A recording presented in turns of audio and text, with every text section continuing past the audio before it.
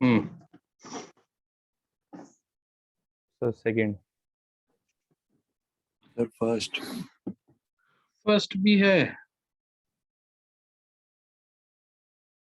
लेकिन एक बार फिगर बता दो। क्या बता दे? फिगर बता दो बस एक बार। हाँ हाँ मैं बता रहा हूँ यार, wait.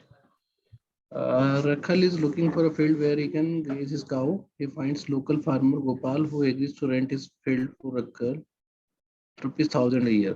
Rakhal finds a post in the field and ties his cows on the post with a 25 feet rope. After some month, Gopal tells Rakhal that he will build a shed with 4 walls on the field with the post as one of its corner post. ठीक है? The shed would be 15 by 10 feet. Rakhal agrees, but he realizes that the agreement would reduce the available area of grazing. What should be the modified rent to compensate this? ठीक है, इसमें क्या दिक्कत है बताओ? जैसे मान लो कि ये पोस्ट है और ये तुम्हारा 25 का वो साइकिल में इसका वो दे रहा था पैसा, ठीक है? और अभी क्या है कि उसका 15/10 यानी कि 15/10 जो है वो इसको थोड़ा और बढ़ा, 15/10 इसी पोस्ट को एक कॉर्नर मार के 15/10 जो है वो उसका मिस हो जाएगा। थोड़ा और बड़ा बना देते हैं। प्रोपोर्शनेट बनाने से कई बार फायदा होता है, इसीलिए, और कुछ नहीं।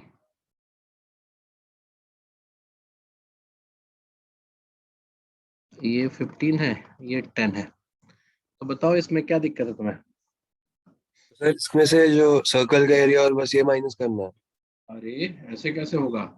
तुम जो यहाँ रोप है, जो यहाँ पे ऐसे रोप, ये तो 4 वॉल है ना, दीवार है ना, तो यहाँ से तो फिर श्रिंक हो जाएगा ना, ये इतना ही मिल पाएगा इसको, और फिर यहाँ से ये जो है ये श्रिंक होके इतना ही मिल पाएगा, तो ये एरिया भी तो खत्म हो जाएगा।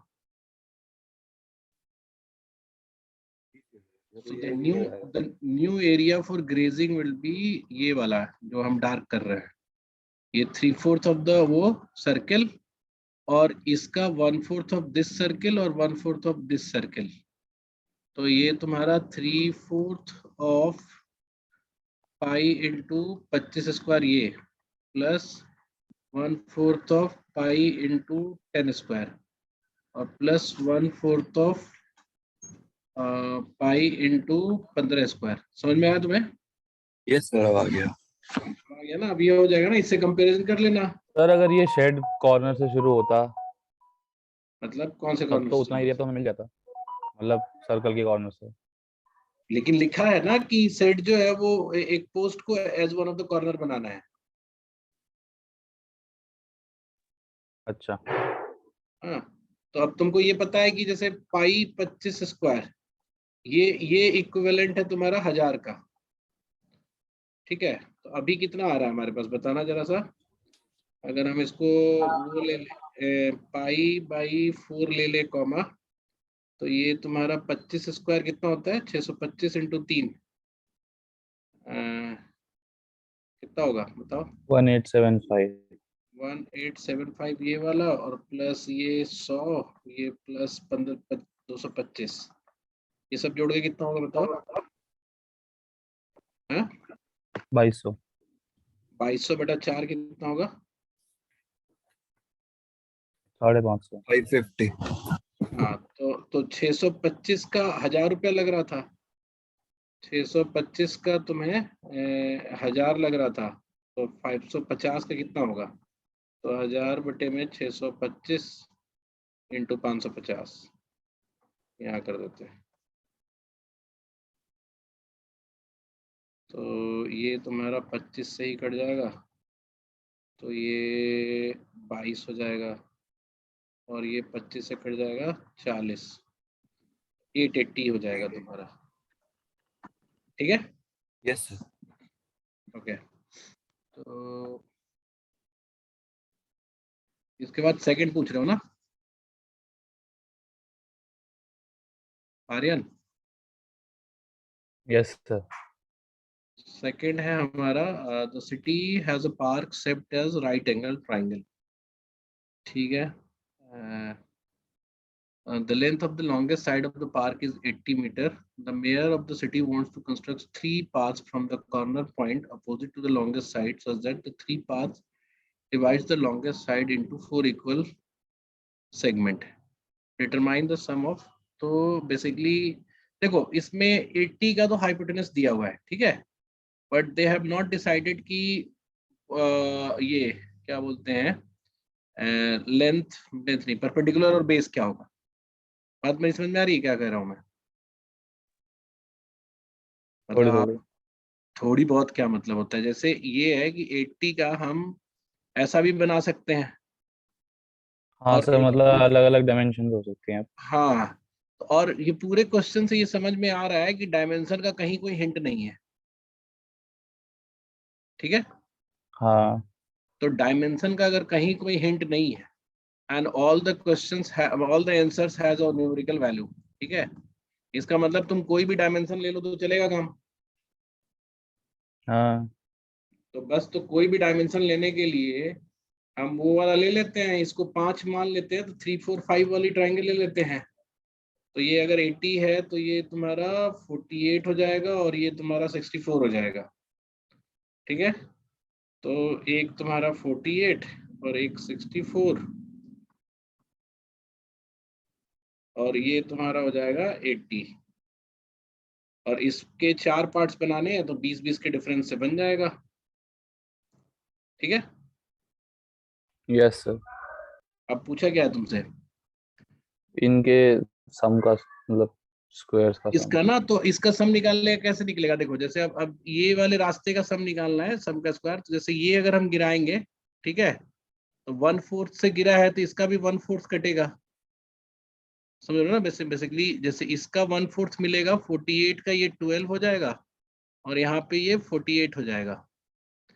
अगर बीच से गिराएंगे तो ये 24 हो जाएगा और ये वाला जो हो जाएगा 64 का आधा 32 हो जाएगा, और ये वाला अगर गिराएंगे तो ये 16 हो जाएगा और ये वाला 36 हो जाएगा। तो 3 राइट एंगल ट्राइंगल मिल गए ना। अच्छा ठीक है, फिर तो हो जाए। तो फिर मतलब बेसिकली इसमें ट्रिक ऑफ द ट्रेड और वो यही था कि अगर आपको दिया ही नहीं है। सर वो तो मैंने कर लिए थे 48 64, मगर मेरे को समझ नहीं आ रहा था कि अच्छा, मतलब। आपको रास्ता निकालने का नहीं समझ में आ रहा था। हाँ। वो कितनी बार बताया तो है, परपेंडिकुलर गिराना, जो किसी भी लाइन से अगर हम परपेंडिकुलर गिराते हैं तो अगर हाफ से गिराएंगे तो इसकी जो लेंथ है यहाँ का जो परपेंडिकुलर है उसका ये हाफ होगा, 3/4 से गिराएंगे तो 3/4 होगा। तो नीचे वाला भी हाफ हो जाएगा। हाँ नहीं, ऑफ कोर्स उसी तरीके से ना, क्योंकि पैरेलल गिर रहा है ना इसके, जो जो यहाँ का रेशियो यहाँ का रेशियो होगा, ठीक है ठीक है। है कि नहीं। हम्म। नेक्स्ट बताना। सर फिफ्थ क्वेश्चन एक बार, मतलब मेरा तो फिफ्थ डाउट ही है। फिफ्थ, हाँ इसके नीचे और किसी के पास है? थर्ड, फोर्थ, किसी का सर, डाउट थर्ड है? भी है, सॉरी थर्ड भी है, मैंने देखा नहीं। थर्ड है आपका, carpenter Rajesh has a circular piece of plywood of diameter 30 feet, ठीक है। he cuts cut out 2 discs of diameter 20 and 10 feet. Find the diameter of the largest disc that can be cut out from the remaining portion of the plywood. देखो इसमें मतलब तुमको खुद ही करना पड़ेगा, but ये तो तुम समझ ही गए होगे ना कि ये 30 है। यस। तो एक तुम्हारा ये ऐसे 20 का बना दिया सर्कल और एक तुम्हारा 10 का बना दिया, ठीक है। हाँ। ये पूरा 30 है तो ये 20 हो गया, ये 10 हो गया और जो सेंटर होगा वो 15 पे हो जाएगा, ठीक है। हाँ। और इसमें बेसिकली यहाँ चाहे ऊपर या नीचे जो सर्कल बनेगा उसका तुम्हें वो निकालना है, ठीक है। Yes sir. तो बेसिकली अगर तुम देखोगे तो जैसे इसको, जैसे ये अगर ये टेंजेंट मान लें तो इसके सेंटर से हम ऐसे मिलाएंगे तो वो भी परपेंडिकुलर होगा दोनों। इसी तरह से ये भी परपेंडिकुलर होगा, तो इसका 5 है, इसका 10 है, ठीक है। इसका रेडियस तुम्हें निकालना है। कर समझ आने लूंगा की बात? सर। सर हाँ मैंने ना एक्चुअली ये रेडियस मैं सोच रहा था कि इतनी ज्यादा कैसे आ सकती है, मैंने अब देखा कि ये डायमीटर है। हाँ डायमीटर है, ठीक है। ठीक है। इसके आगे का काम तुम्हें खुद करना पड़ेगा। ठीक है क्वेश्चन नंबर 5। क्वेश्चन नंबर 4 तो क्यों ही करेगा आदमी, जेट में इतना टाइम है, लेकिन सर, फिर भी। आसान है वैसे वो। हाँ वो आसान तो होगा ही। फिफ्थ लेंदी बोलता है, है। हाँ फिफ्थ बोलता है a centre of a city's municipal park there is a large circular pool, ठीक है।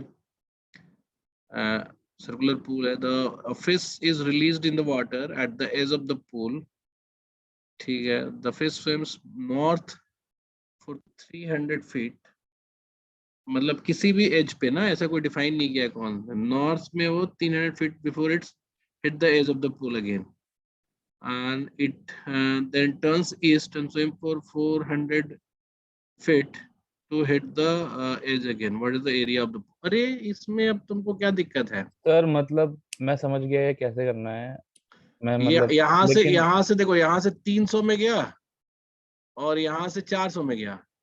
बीच की ये जो वो होगा वो डायमीटर हो जाएगा, जो थर्ड साइड होगी। हाँ ये थर्ड साइड होगी, वो डायमीटर हो जाएगी क्योंकि ये परपेंडिकुलर, ये 500 हुआ। तो तो ऐसे वहां बेसिक से ही क्यों गया? मतलब ऐसे सेंटर से जाता तो। कहीं से भी जाए उससे तुम्हें क्या लेना देना है। और सेंटर से जाता तो राइट, ये यहीं पे तो मिल जाता ना, ये एज है ना, इस पर ईस्ट में जाने से 400 मीटर पे नहीं होगा ना। So this would be the location only जहां से 400 मीटर चलेगा तो अगला मिलेगा, वही ठीक है। सोचने अब की कोशिश कर रहा था मगर अरे थोड़ा। भाई, अगर तुम सेंटर से निकलते 300 मीटर यहाँ चल देते तो अब ईस्ट तो जाने की हाँ जरूरत हाँ। नहीं है ना, ये तो यहीं पे नहीं। सेंटर है ना, मतलब एज है। हाँ हाँ। तो 400 मीटर चलने के लिए संभव तुमको यहाँ तो होना पड़ेगा ना तुमको, इस जगह पे, इस जगह पे, हाँ हाँ ठीक है। तो बेसिकली तुमको अब एक एक ऐसा वो मिल गया, राइट एंगल मिल गया, जिसका आपको सरकम सेंटर निकालना है। सरकम तो सरकम सेंटर भी किया है इसका, जो ये है तुम्हारा 500 का आधा 250 होता है कि नहीं? यही तो हाँ। रेडियस होगा ना इसका। हम्म। तो पाई आर स्क्वायर, 250 का स्क्वायर कितना होता है? 62800। हो गया ये आंसर, ठीक ठीक है। है। समझ गया था मैं, मेरे को रीजन नहीं आ रहा था समझ पर, अब समझ आ गया। नो इशूज, कोई बात नहीं है। हाँ नेक्स्ट बताओ। Sir, 10th। हम्म 10th। 10th। 10th है मिसप्रिंट लग हमारा, रहा है। क्या क्या? 10th क्वेश्चन मिसप्रिंट लग रहा है। हाँ सर, थोड़ा हो इनकम्प्लीट सा सकता है। है, ह्यूमन एरर जो है बहुत पॉसिबल है। In right angle triangle P Q P R given below, अच्छा गिवन बिलो मतलब तो कहीं ना कहीं होना चाहिए ना बनाया हुआ, इसमें वो नहीं है, मैप नहीं है लग रहा है। सर और भी कुछ नहीं है पीएस, आगे, बस ऐसे ही छोड़ दिया। PS is the altitude to the hypotenuse, the figure followed by 3 possible inferences. Okay रहने दो, ये तो मिसप्रिंट ही है, मतलब मिसप्रिंट इसमें नहीं है, पता है, इनकम्प्लीट है। इसमें मैंने चेक करा था ऑनलाइन। हम्म इसमें वही था, जैसे राइट एंगल में हम ये ऑल्टीट्यूड गिराते हैं तो 3 ट्रायंगल बनते हैं ना। हम्म तो हमें बस ये बताना था कि कौन से सिमिलर है और कौन से तो कॉन्ग्रुएंट है। सारे सिमिलर होते हैं एक दूसरे से, हाँ सर, वही था, बस तो 3 इन्फ्लुएंस। छोटा वाला बड़ा वाला, छोटा वाला बड़ा वाला, सब। मतलब बेसिकली यहाँ पे वही वाला कैच है जो ये वो कैच में लिस्ट में भी लिखवाया गया होगा कि कोई भी एक राइट एंगल ट्राइंगल है जिसमें आप हाइपोटेनस पे अगर आप परपेंडिकुलर डालो, तो अगर इस एंगल को 1 बोले, इस एंगल को 2 बोले, तो ये भी 1 हो जाएगा और ये भी 2 हो जाएगा। तो 1 2 90, इससे इससे तुम्हारे पास 3 ट्राइंगल बन रहे हैं, एक ये और एक बड़ा वाला, तो तीनों ही आपस में सिमिलर होंगे, नहीं? सर जो ऑल्टीट्यूड होती है वो हाइपोटेन्यूज का हाफ सिर्फ तब होता है ना जब आइसोसेलेस राइट ट्रायंगल हो। यस, ठीक। एग्जैक्टली। उसके बाद next 16। 16, 16, the rectangular described in a triangle has its base, एक rectangle है, has its base coinciding with the base of base B of the triangle. If the altitude of the triangle is h and the altitude x of the rectangle is half of the base of the triangle, then मतलब एक triangle तुम्हारा ऐसा है, इस पे तुम्हारा ऐसा बनाया गया है, एक रेक्टेंगल बनाया गया है। If the altitude of the triangle, ये अगर h है, ट्राइंगल का एल्टीट्यूड h है, and altitude the x of the rectangle is half of the base of the rectangle। अच्छा, अगर यहाँ से यहाँ तक b है तो ये b/2 है। बेस पूरा ट्रायंगल का है शायद बी। पूरा Base तो of the हो ही नहीं rectangle- सकता ना सर, वो बेस तो ऑफ द बाहर हो जाएगा। रेक्टेंगल लिखा है ना, लेकिन h और b में कहीं तो कुछ वही नहीं दिया हुआ है, रिलेशन ही नहीं है। नहीं, शायद वरुण कोइंसाइड की बात कर रहा है ना। मैं जो कह रहा हूँ उसमें लिखा है ना base B of the triangle, हाँ, तो जो पूरी ये लेंथ है तो ट्रायंगल यहाँ पे की तो है। ये। पूरी लेंगे तो बाहर चला जाएगा ना, वो तो इंस्क्राइब रह ही नहीं जाएगा। इंस्क्राइब्ड इन अ ट्रायंगल नहीं हो पाएगा ना फिर वो। मैं ये कंफ्यूज था कि ये जो बी है वो रेक्टेंगल की लेंथ एक साइड है या ट्रायंगल की। ना ना, वो तो base B of the triangle, ये पूरा बेस बी है, ठीक है। अब अगर ये अगर 2x हो जाएगा इधर, तो ये फिर इसमें करना क्या है हमको, यही नहीं समझ में आ रहा है, x कैसे निकलेगा, क्योंकि ऐसे तो अच्छा एग्जैक्टली हाफ होना चाहिए। रुको ना, हम देखते हैं कंडीशन। तो इसको हम फिर से डिफाइन करते हैं। ये मेरा ट्राइंगल है विथ बेस बी, ठीक है, और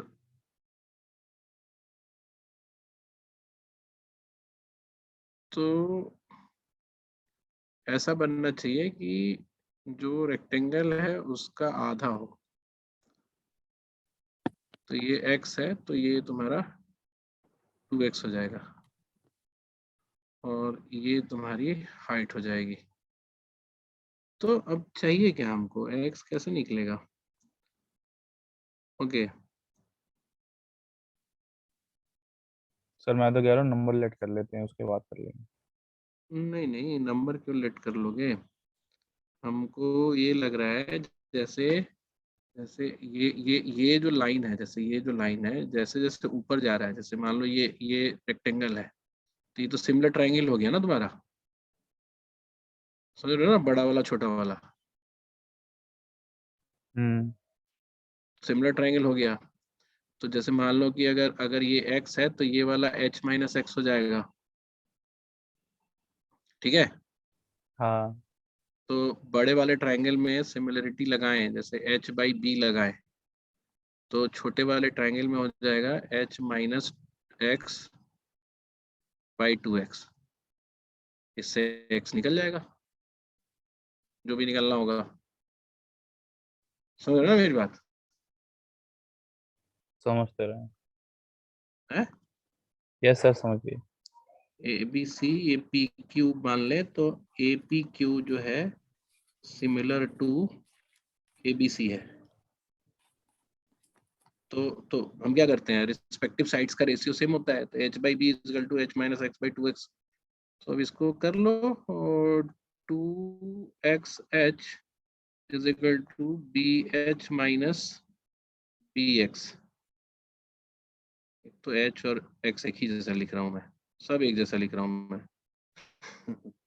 b को b की तरह लिखो भाई, तो और x को x की तरह, h को x की तरह, फिर ये इधर चला जाएगा, तो x इज इक्वल टू हो जाएगा bh डिवाइडेड बाई